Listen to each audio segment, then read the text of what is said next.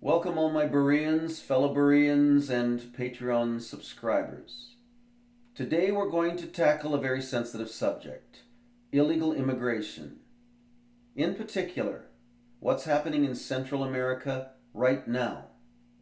There are thousands of people marching north, planning to invade America, planning to cross the borders illegally.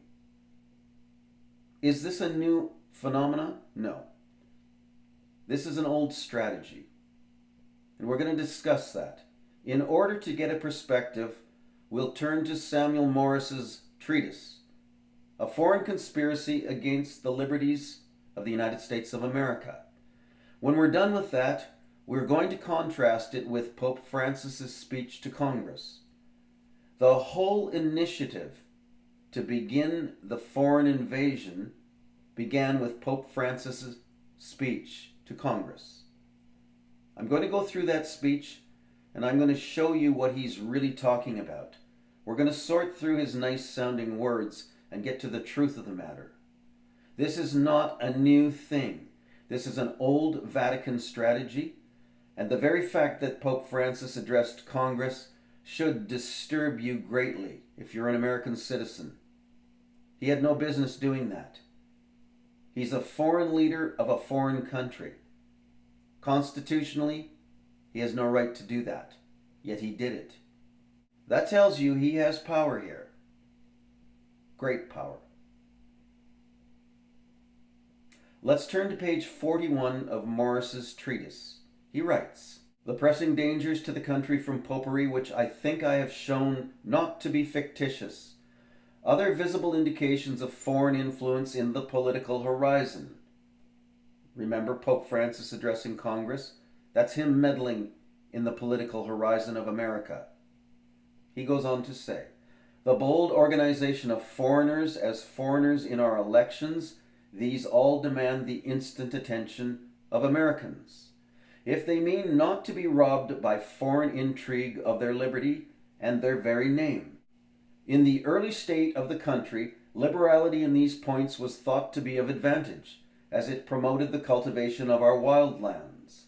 But the dangers which now threaten our free institutions from this source more than balance all advantages of this character.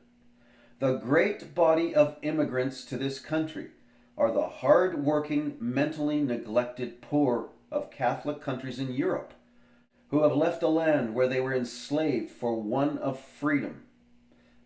Think about it. Is that not what is happening in Central America? Who are their enslavers? It's the very Roman Catholic system that dominates those countries. Yet it is those very enslavers that are enabling this invasion of America.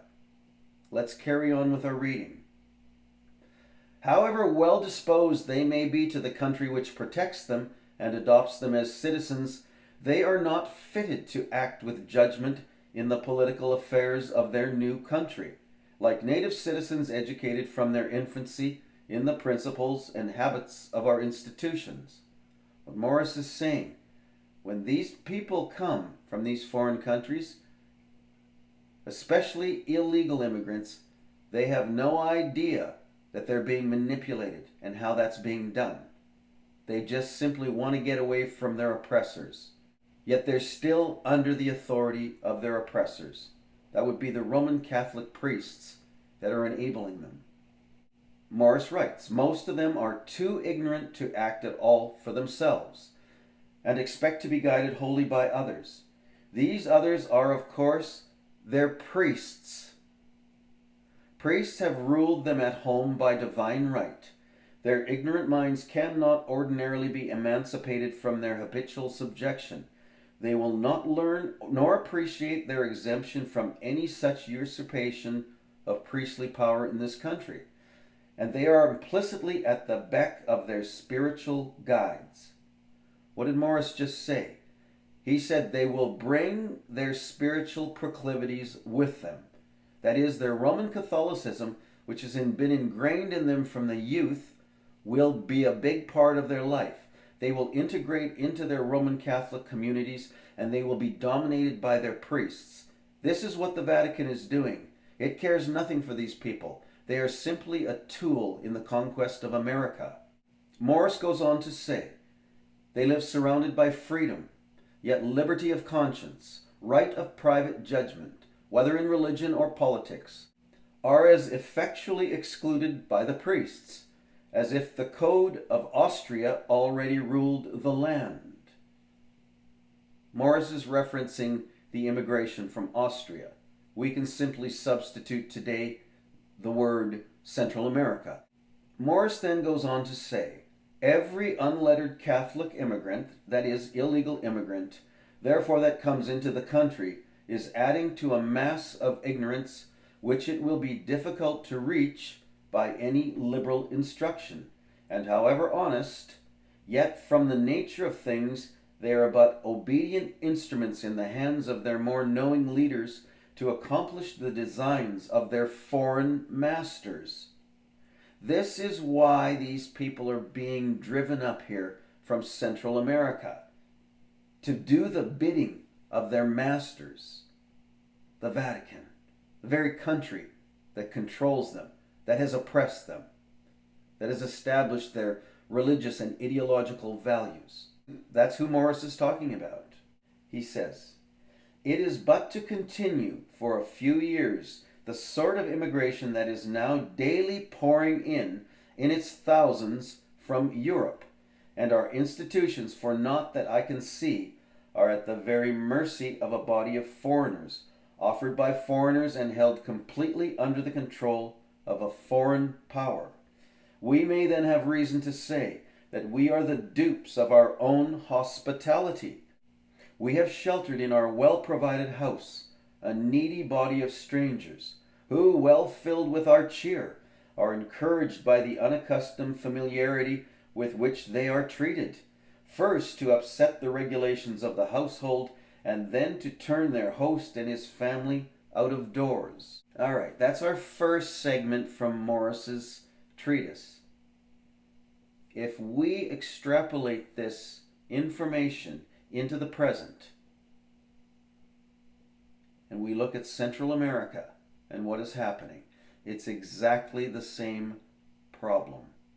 And the same thing that these Central Americans are fleeing from is the very thing that's controlling and managing and enabling them to march north through all these Catholic countries. It's a controlled invasion. It's an act of hostility. And it goes back to Pope Francis addressing Congress. And as I promised, we'll get there. But I want to establish a little bit more background. Here he writes, on page 43, here is a large body of ignorant men brought into our community, who are unapproachable by any of the ordinary means of enlightening the people, a body of men who obey a set of priests imported from abroad, bound to the country by none of the usual ties, owing allegiance and service to a foreign government, depending on that government for promotion and reward, and this reward too depends on the manner in which they discharge the duties prescribed to them by their foreign master, which is doubtless for the present to confine themselves simply and wholly to increasing their number of their sect and the influence of the Pope in this country.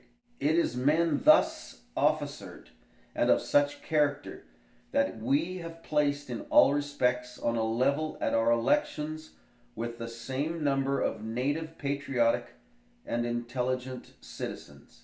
Now in 1835, when Morris wrote this, what was he saying? He was telling the American people that these priests, whether they be priests from a foreign country or locally, have a first allegiance to the Pope of Rome. It is a foreign country. They get their marching orders from the leader of a foreign state. That is their first allegiance. That's where their paycheck comes from. And that is who they obey first. These priests in America, these Roman Catholic priests, are not first obligated to the law of the land. They are obligated to canon law, the law of the papacy. And that's what Morris is saying here. Don't expect the priests in America, the Roman Catholic priests, to do anything that stands in the way of popery. And it is those very priests that have been given their marching orders through that congressional speech by Pope Francis. That was an encyclical, a papal bull given in an oral format. Make no mistake about it. Every priest in America was commanded to open the doors of America to illegal immigration. That's what that speech was about. And they all heard it loud and clear, make no mistake about it. And every parish and every Roman Catholic and every priest in America is bound, whether they know it or not, to obey that encyclical. That is their first allegiance. That's what Morris is warning us about. Now he goes on to say, the Jesuits are fully aware of the advantage they derive from this circumstance. They know that a body of men admitted to citizenship, unlearned in the manner of American liberty, exercising the elective franchise, totally uninfluenced by the ordinary methods of reasoning, but passively obedient only to the commands of their priests, must give those priests great consequence in the eyes of the leaders of political parties. They know that these leaders must esteem it very important that the priests be propitiated. And how is a Catholic priest to be propitiated? How? But by stipulating for that which will increase his power, or the power of the church. For be it always borne in mind that they are identical. What did Morris just say? The Jesuits. Who is Pope Francis? He is a Jesuit. He is also the head of the Roman Catholic Church and the country called Vatican State. He is an emperor, a king, and a priest, and a pastor, all rolled up into one.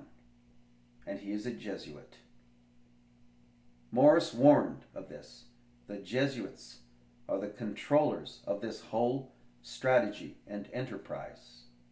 He writes, the Roman Church is the body of priests and prelates. The laity have only to obey and to pay, not to exercise authority. The priest must be favored in his plans of destroying Protestantism and building up popery.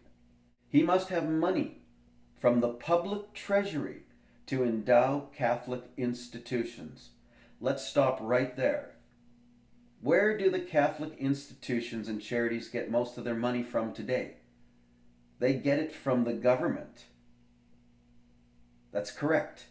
It does not come from exclusive Roman Catholic sources. It comes from the public treasury. 1835. Morris warned of this. This is exactly what is happening today. The very people that the Pope is seeking to suppress and marginalize, that is Protestantism, is paying to be suppressed. It's quite diabolical, isn't it? Let us now turn to page 71 of Morris's treatise,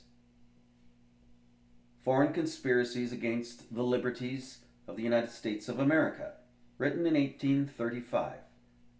Now on page 71, he writes, we have a daily increasing host of immigrants, a portion of the very class used to foreign servitude abroad. How could Austrian emissaries better serve their imperial master's interests than by keeping these unenlightened men in the same mental darkness in which they existed in the countries from which they came, surrounding them here with a police of priests, and shutting out from them the light which might break in upon them in this land of light, nourishing them for riot and turbulence at political meetings, and for bullying at the polls of those of opposite political opinions. Let's stop right there. When he refers to Austria, again he's talking about the immigration that came from Austria, and how that immigration was used to control political processes and create civil unrest in America. Now, we need only substitute Austria for Central America, and that's what we see happening today. That's exactly what is happening right now as this mob of people from Central America, ignorant of what is going on and how they're being used for political purposes of the Vatican, march their way north. Now he says very clearly, nourishing them for riot and turbulence at political meetings and for bullying at the polls. Now we see today an incredible amount of controversy and conflict around political meetings, riots. All kinds of things are happening. And Morris warns of that. And he said, that's what this is all about. That these priests, these foreign people of power, can rally these people of ignorance together to do things that create civil unrest. Where do you think all the civil unrest in America is coming from? Nobody wants it. I don't want it. Do you want it? Do your neighbors want it? No. It's a controlled strategy. And it comes from the Vatican. And it's controlled through their priests. It's their agenda. It's how they invade countries. Let's carry on. Let's turn to page 77. I'm almost done with Samuel Morse, and then we'll turn to Pope Francis's address. He writes, yes, the rocks are in full view on which American liberty must inevitably be wrecked unless all hands are aroused to immediate action. Our dangers are none the less, be assured, because they are not those against which the general cry of alarm is so loudly raised by the two great political parties of the day. In the heedless strife they are now waging, the most superlative epithets of alarm have been already exhausted by each on fictitious or comparatively trivial dangers to the Commonwealth. The public ear is deafened by their noise. Its sense of hearing is grown callous with the reiterated cries of alarm on every slight occasion. Wolf, wolf, has been so often falsely cried, that now when the wolf has in reality appeared, we cannot be made to realize it. If the trumpet give an uncertain sound, who shall prepare himself for the battle? We are busying ourselves in quenching the few falling sparks that threaten the deck of the ship without heeding the fire beneath that is approaching the magazine.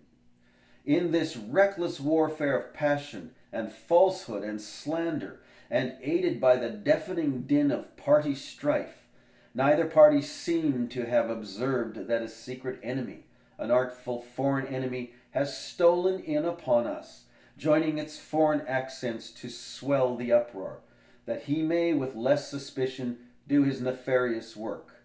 Now let's just stop right there. In Morris's day, there was some nobility in the two political parties. Today, they are both infiltrated by the Vatican. So it's not quite the same dynamic. These same forces of foreign power now do their work through both political parties.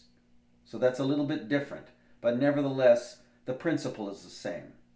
He writes, dangers from a riotous spirit and the kind of treatment due from Protestant Americans to Catholic immigrants. All the topics which grow out of this momentous subject of popery as their prolific parent are of absorbing national interest. But no one forces itself upon our consideration more imperiously at this moment than that which heads this note. For unless I am greatly deceived, the waking up of this nation's great indignation, the shaking off of the lethargy, which has so long held in unaccountable stupor the senses of the people, which has shut their eyes and stopped their ears to the proofs of foreign conspiracy, which everywhere surround them, the mighty gathering of all real patriots in defense of their liberties. Now let us conclude Morris's treatise with a few statements that he's made here. Page 79. The condition of the Catholic immigrants that are daily pouring into the country from Germany and Ireland should awaken the strongest sympathies of Americans. Again, let's just change Germany and Ireland to Central America. He carries on. And whatever aspect viewed should enlist all their feelings of benevolence. Reflect a moment who and what they are. We have read, and our own countrymen, who have traveled and seen them in their native land, bear testimony to the effects upon the people of the grinding oppressions of papal government. That is what happens in Central America. It is papal government. To the mental degradation, to the poverty, to the wretchedness of the vassals of despotism. It is that which the Central Americans are fleeing, under the control of their very masters, who are using them as a tool to take down Protestant America. It's diabolical. The American people need to wake up. This is what is happening. He continues, "Look, Americans, see before you the fruits of papal education, of papal care of the bodies and minds of its children, filthy and ragged in body, ignorant in mind, and but too often most debased in morals. They fill your streets with squalid beggary, and your highways with crime. They are such a loathsome picture of degradation, moral and physical, that you turn away in disgust from the sight. But why should this be? They are human beings. Although oppression has blotted out their reason and conscience of thought, they are the progeny of popery. They are the victims of its iron despotism." That's what they're doing in Central America. Why do you think these people want to leave? This is the product of the papal system of education and oppression. Everywhere that the papacy dominates, you will find these things happening. Morris writes, "It is popery that has reared them up in its own caverns of superstition. They exhibit before you the blighting effects of this scourge of the earth. It is popery that has filled their minds with puerile fables, closed their mental eyes in the darkness of ignorance, fleeced them of their property by systematic robbery, kept them from the knowledge of their natural rights as men of liberty of conscience and of opinion, extorted an abject obedience to their fellow men, to blasphemous usurpers of the prerogatives of deity. Their ignorance is their lasting fatal curse, their reason and conscience stifled at their birth. They are cast upon our care mere human machines, for the fell usurpers of God's power have torn out of them their very minds. To think for themselves that inalienable right of rational being is rebellion against their priest. They read not, they understand not our charter of liberty. They love liberty, indeed, but what shape has liberty to men without minds? What perception of light has a sightless eye? Their liberty is licentiousness, their freedom strife and debauchery." These are very strong words, but I think Morris is trying to make the point that these people are victims of popery, that the Vatican, controlled by the Jesuits today, is pushing these people up into America to fulfill a particular agenda. And they know full well that these people have come out of abject poverty, oppression, and ignorance. They don't know what they're doing, and they don't know that they're being used, they're being manipulated, that the very Vatican itself cares nothing for these people. And that is Morris's warning in the 1800s. Now let's turn to Pope Francis's speech to Congress. Let's get a perspective. This is the PDF on Holy See Press Office stationery. Okay? It says original text. Mr. Vice President, Mr. Speaker, honorable members of Congress, dear friends. This is the Pope's speech to Congress. I'm not going to read the whole thing. I've highlighted some of the main points, and I'll discuss them as we go. Here's what he says. Each son or daughter of a given country has a mission, a personal and social responsibility. Your own responsibility as members of Congress is to enable this country, by your legislative activity, to grow as a nation. First of all, what business does the leader of a foreign country have telling Congress what their responsibilities are? He has no place doing this. But what he means when he says grow as a nation, he means bring in foreign immigration. He means bring in more Roman Catholics from South America and wherever else they can come from. That's what he's talking about. And that should become plain as we read on. He then says, skipping over a bunch of stuff, on the other, the figure of Moses leads us directly to God and thus to the transcendent dignity of the human being.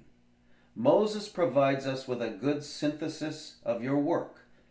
You are asked to protect, by means of the law, the image and likeness fashioned by God on every human face.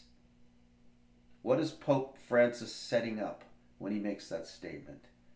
He's talking about a people, the Israelites, coming out of oppression, being led into the promised land. This is a picture of what's happening in Central America. But these people are not being led by a benevolent, godly leader like Moses. They're being led by their oppressors in Central America, who are bringing them to America for their own personal gain, for the agenda of the Vatican. He then says, I would like to mention 4 of these Americans. He's referencing noble American leaders of the past. Abraham Lincoln, Martin Luther King, Dorothy Day, and Thomas Merton. I find this fascinating that he includes Abraham Lincoln, because Abraham Lincoln was assassinated by the Jesuits. There is an overwhelming amount of evidence that they were behind the assassination of Abraham Lincoln. I'm not going to go into all of that.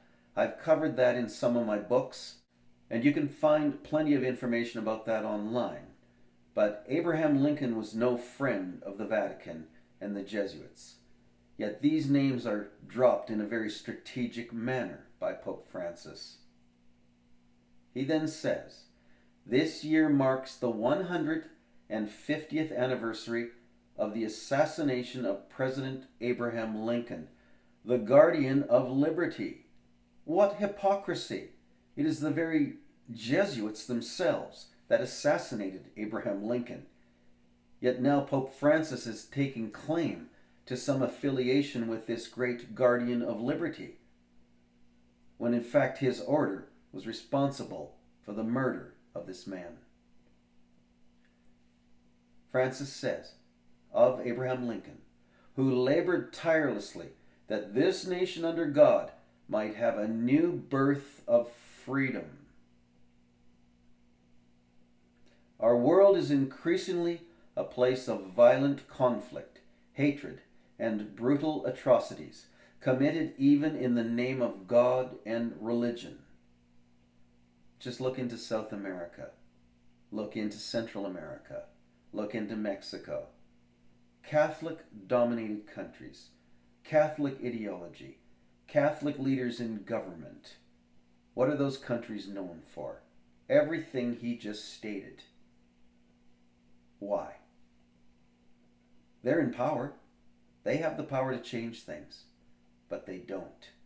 And they're exporting that very infection to America right now. Pope Francis then says, we know that in the attempt to be freed of the enemy without, we can be tempted to feed the enemy within. To imitate the hatred and violence of tyrants and murderers is the best way to take their place. That is something which you as a people reject. What hypocrisy! It is the very Jesuit order and the Vatican in Central America that is the author of this violence and hatred which he now decries. He says, "Our response must instead be one of hope and healing, of peace and justice. We are asked to summon the courage and the intelligence to resolve today's many geopolitical and economic crises. Even in the developed world, the effects of unjust structures and actions are all too apparent. Our efforts must aim at restoring hope, righting wrongs, maintaining commitments, and thus promoting the well-being of individuals and peoples. We must move forward together as one in a renewed spirit of fraternity and solidarity, cooperating generously for the common good." Okay, what did he just say? He's setting the stage for things he's going to say later in this speech. And that has to do with allowing illegal immigration under the guise of humanitarianism. So not only is the Vatican responsible for the wickedness and the oppression that these people are fleeing from, they're now claiming that the American country and people of America need to take the moral high ground and invite these people in with no restriction. Then he uses a phrase, a renewal of the spirit of cooperation. A renewal of that spirit of cooperation. And that reminds me of something that Manly P. Hall, the occultist, said in the 1940s when he talked about creating this new world order, how a spirit of cooperation would be required. It's exactly the same phrase. I write about that in my book, Solomon's Sorrow. Pope Francis then says, "Such cooperation is a powerful resource in the battle to eliminate new global forms of slavery, born of grave injustices, which can be overcome only through new policies and new forms of social consensus." What are these new policies that he talks of, and these new forms of social consensus? He's talking about Roman Catholic values. He's talking about new policies that allow for open borders, that allow for the unfettered immigration of these people from Central America and other Roman Catholic countries. And he's calling that forms of social consensus. He then says, "In order to build as one the greatest common good, that of a community which sacrifices particular interests in order to share." Excuse me, I don't see the Vatican doing any sharing in Central America. The Vatican is one of the richest institutions on earth.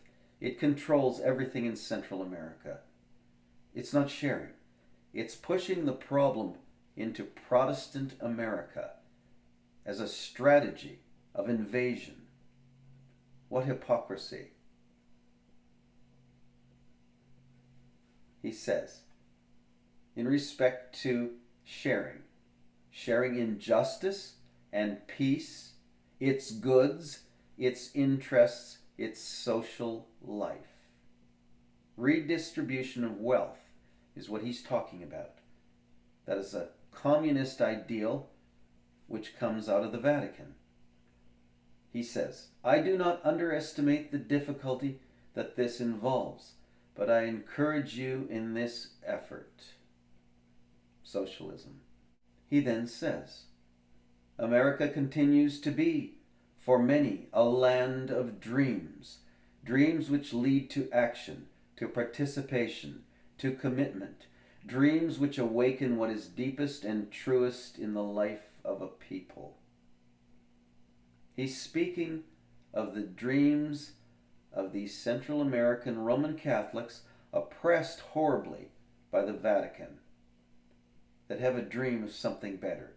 And they've been sold that bill of goods, and they're looking north, and they have no regard for the laws of this land or the borders. They've been whipped up and made to believe that it is their right to go and claim this.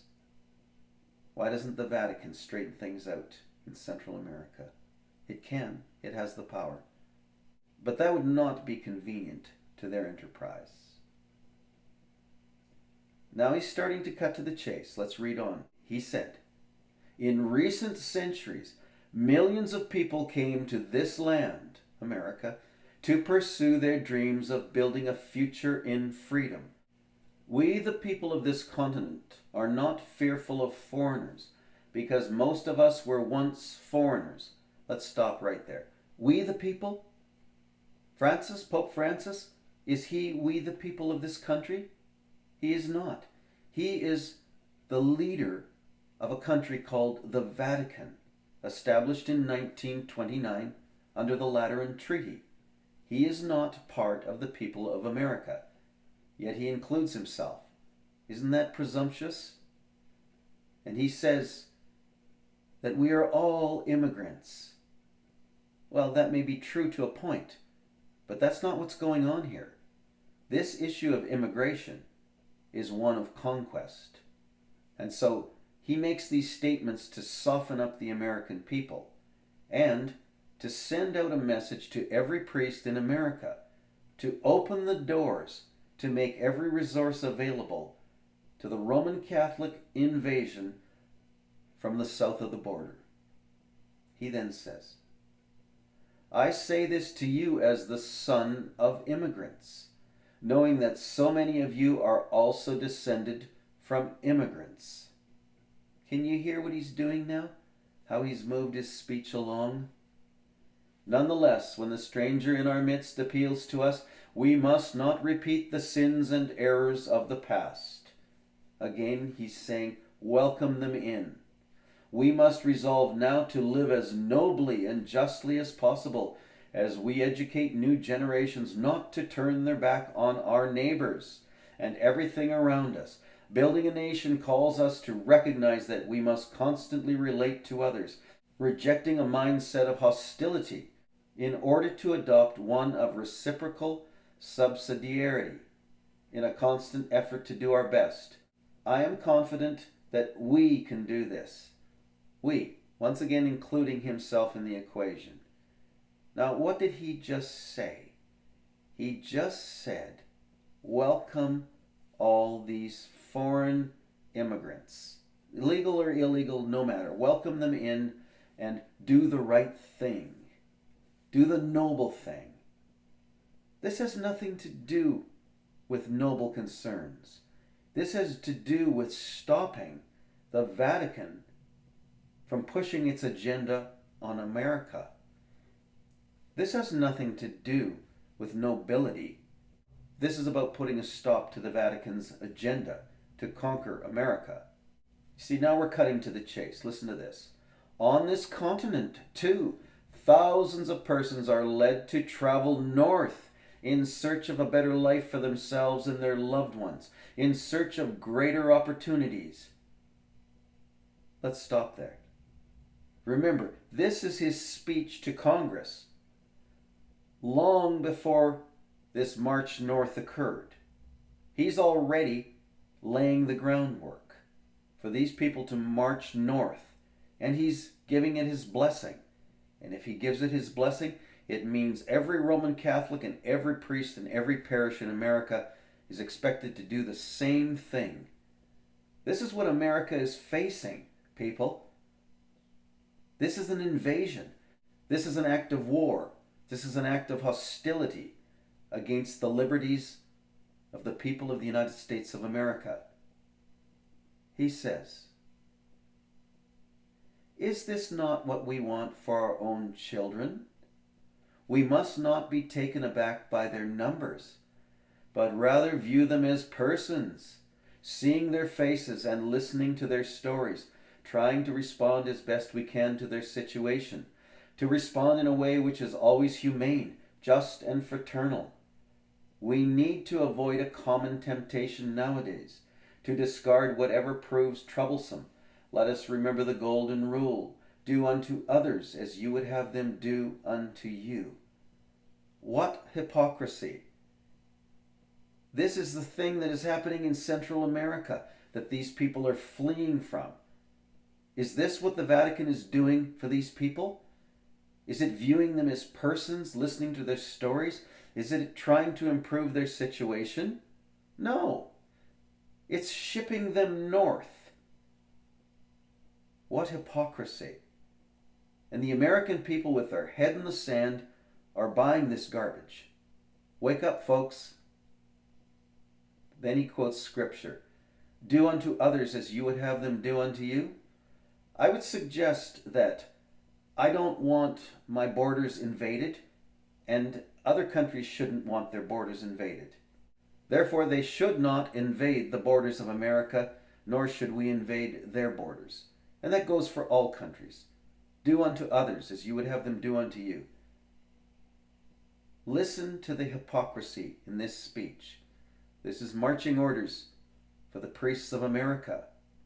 He then says, this rule points us in a clear direction. Let us treat others with the same passion and compassion with which we want to be treated. Let us seek for others the same possibilities which we seek for ourselves. Let us help others grow as we would like to be helped ourselves. In a word, if we want security, let us give security.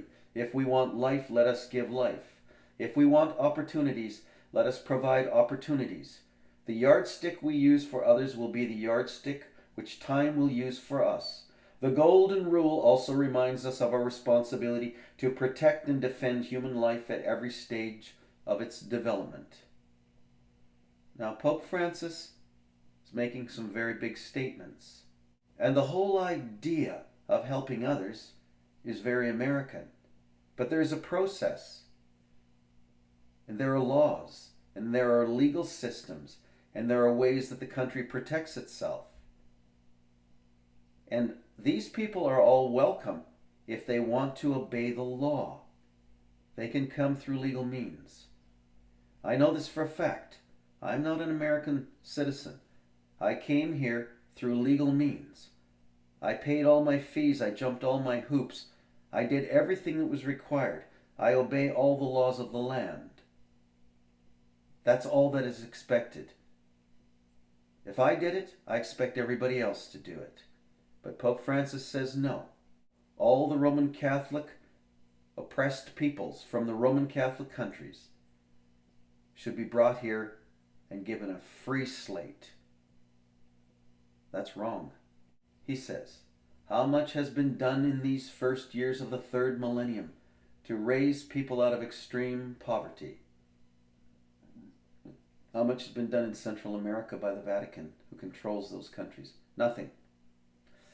I know that you share my conviction that much more still needs to be done, and that in times of crisis and economic hardship, a spirit of global solidarity must not be lost.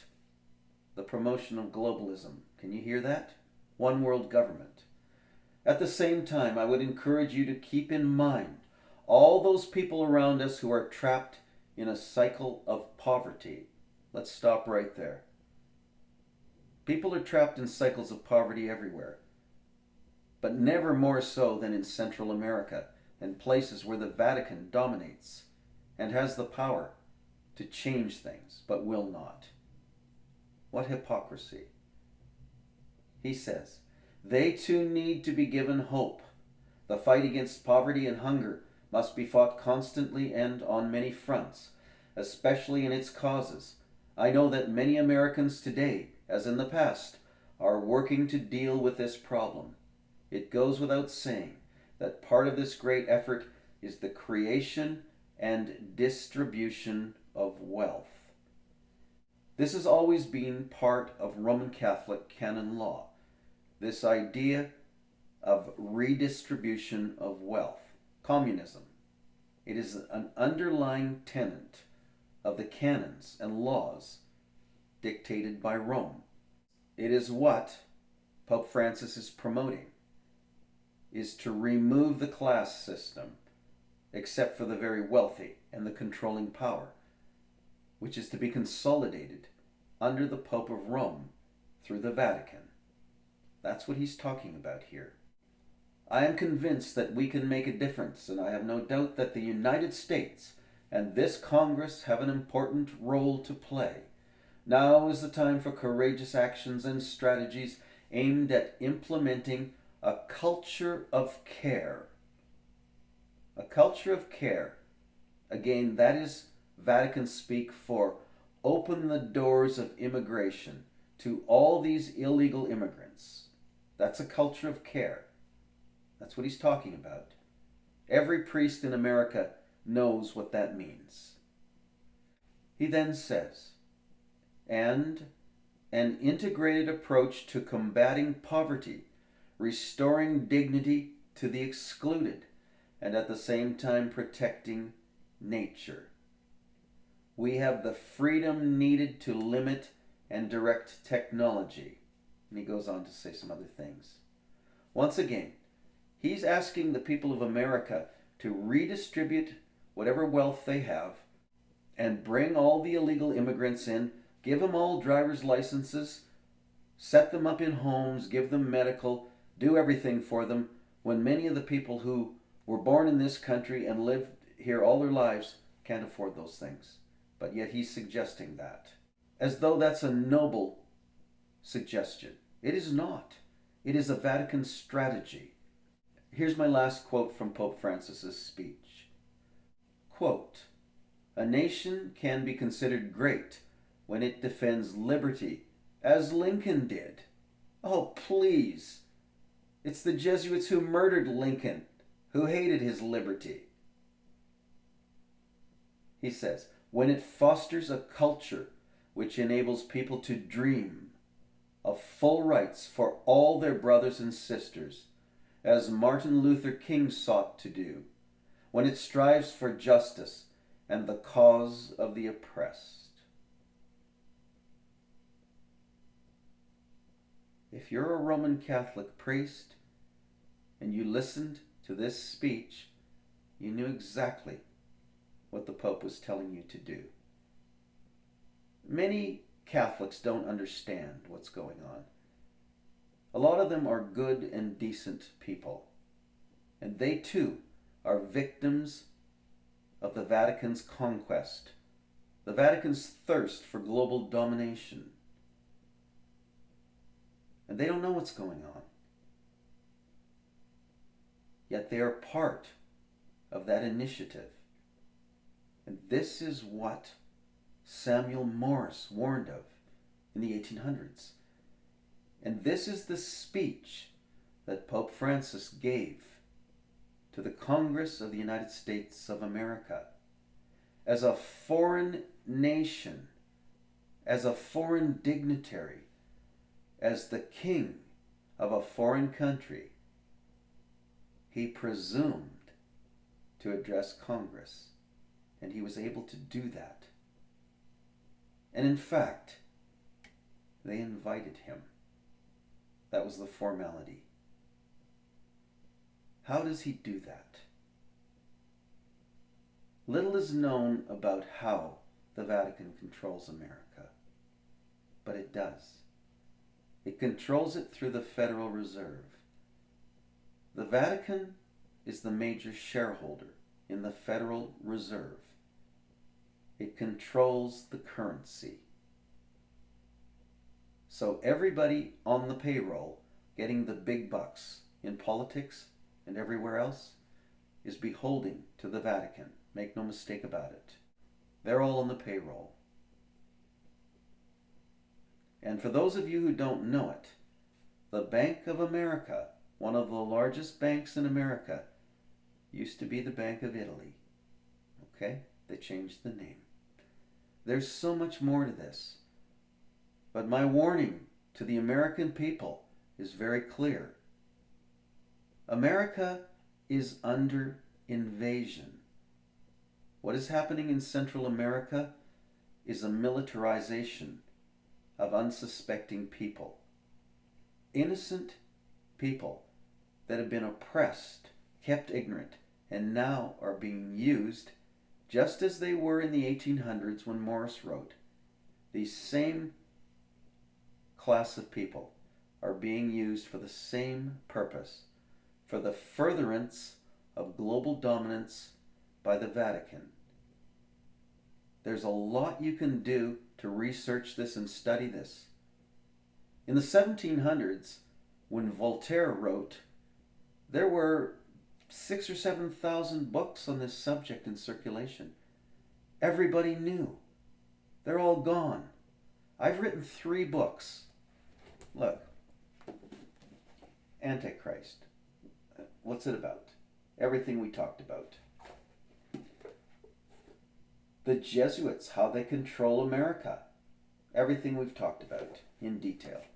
And the Jesuits ordained unto condemnation. Again, everything we've talked about. There are resources available.